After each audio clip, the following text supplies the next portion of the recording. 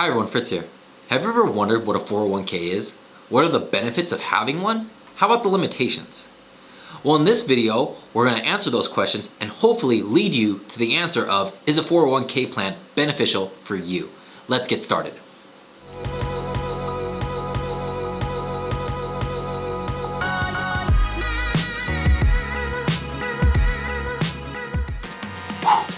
So a 401k account, what is it? It falls under the category of retirement savings accounts. And retirement savings accounts are meant for you to save money today in order to have income in the future, typically when you're 59 and a half or older. Now the 401k account falls under the category of tax deferred savings, meaning that the money that you put in is not taxed, but when you pull the money out of this account, it will be taxed. Now this money in your 401k account is going to be different from that of your savings account, where you get very little interest, if even that. This money is actually going to be invested into a variety of different funds. And those funds can really depend on you and your risk tolerance. As a general rule of thumb, your account is mostly comprised of stocks and bonds. A conservative account is going to have a higher bond to stock ratio, and an aggressive account will usually have more stocks than bonds. But the type of 401k plan that you can have is really limited mostly by your employer, because your employer typically will contract out its 401k plan to another company, usually one that specifies in 401k plans and investing. This investment firm will provide your company with certain types of investments, and from there you can select if you want to go with something conservative or aggressive. If you're looking at two companies where the annual salary is about the same, but one offers a 401k plan and the other doesn't, that might be one way to sway you in favor of the company that does offer you a retirement plan. They usually accompany that by a matching system. This matching system can either be done by either a flat dollar amount or it could be a percentage of your income. Another option is if your company is very profitable, they may offer you profit sharing, meaning that if the company had profits for that year, they'll give you 1% of the gross profits in your 401k account. On the flip side, in order to retain people, the money that the company puts into your 401k plan will usually be vested money. Vested money simply means that you can't touch that money until, say, 2 years, 3 years down the line. So that ensures that you stay with the company. But a question that you might have for me is, this is my retirement fund. Why would I touch it in 2 to 3 years? Let's just say, for example, you didn't have another source of saving, but something catastrophic happened in your family. You could actually take a loan against your 401k plan rather than a credit card. So you're loaning from yourself. The thing here is that so long as you're working for the company, you can slowly but surely pay it back. You're paying back yourself after all. But if you leave the company, you have to pay that money back by 1 year of leaving the company. And if there's any vested money in there, you cannot loan that money out to yourself. You can only loan out the money that you've put in, as well as the money that's cleared the vested period. Now, all of this technical information is nice, but it's probably what they're gonna give you in your benefits package. It's probably what the HR person's gonna give you, as well as what the investor will share with you. So let's just push that off to the side for now and bring in our benefits and limitation table. Hey everyone, sorry to interrupt the video, but I realized I left out a very important component of the 401k. This component doesn't really fall under a benefit or limitation.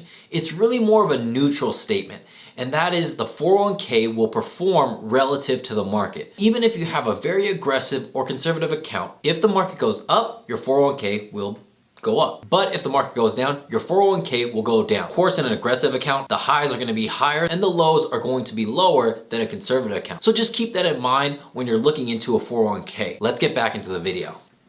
And since I want to end this video on a good note, let's start with the limitations first. The primary limitation of a 401k account is that you can't pull out money until you reach the age of 59 and a half unless you're willing to pay a 10% penalty. In addition to that 10% penalty, you're also going to incur a higher income tax as well as capital gains tax. On the other side of the spectrum, you can't just simply put money into a 401k account endlessly. There is something called the RMD. Is a required minimum distribution that you have to pull out of all of your tax deferred accounts, not just your 401k account. So as of today, the required minimum distribution age is 70 and a half, but I believe it's being petitioned to be pushed back farther to 72. But whichever the age, the RMD is the amount of money that you have to pull out of all of your tax deferred accounts by the time you reach the specific age. If not, you're gonna be hit with a 50% penalty. And that 50% penalty is not all of the assets within the tax deferred section. Let's just say your RMD amount is $10,000. That means you're gonna be penalized $5,000, 50% of the $10,000. And if you wanna know what your RMD is or how to calculate the RMD, I'm gonna leave a link down below and determine the RMD for yourself. Now, the last limitation might not apply to all of you, but as of the day of this recording, the limitation that you can maximally put into a 401k account every single year is $19,000. And that $19,000 resets every single year. So if you only put in $9,000 this year, that does not mean that you get an additional $10,000 to put in the following year. It's $19,000 for year one and $19,000 for year two. If you miss out on year one, you reset for year two. Now, that might not be a problem for all of you, but for those of you who have a little additional income, more than the $19,000 will allow, you're gonna have to look into other retirement accounts if you wanna save some more money for the future other than a 401k. Now, as promised, the benefits of a 401k account. The biggest pro of a 401k account is free money. It never hurts to get free money, especially when the company that you're working for is giving it to you on top of your salary. And in most cases, it doesn't hurt to go up to the full matching point. Now, there may be some stipulations with that matching, but you wanna figure out what is the lowest amount of money that you have to put in to get the company's full benefit amount. Then it's up to you to decide if you wanna go up to that full $19,000 mark. But if you could max out what the company's gonna give you in your 401k account, that's gonna help you out so much because it's gonna give you a buffer if the market ever goes down, but also you're doubling your investment. And with the introduction of the 401k account, it really lowers the bar for those of you who want to start saving and investing. Because a financial advisor, an investment advisor, is so expensive, especially for their consultations, especially for the management fees. But having your company contract with 401k and investment specialists to come in and advise you on the type of investments that they have, as well as what the market may look like in the future, as well as your risk tolerance, that's something that you should definitely take advantage of. Even if you don't want to put into the 401k account, typically you can still seek some guidance because you're working for the company. So that might be an option that you want to explore before checking the box of, yes, I want to do a 401k account. The second benefit is going to be, it's all your money. Vested money or not, it's all your money. And even if you have to wait until after the vested period, if you leave your job, you could simply take your 401k account and roll it over into another retirement fund. Say your new company's 401k account, an IRA, or even an annuity. And if you're unsure about what an annuity is, click the link in the top right-hand corner to learn more. But that's the beautiful thing about having a 401k account is that all the money in there is yours. The times in which that you have access to that money may vary, but it's all your money and you can move it from one retirement account to another without having to pay the capital gains, the income tax, or the 10% penalty.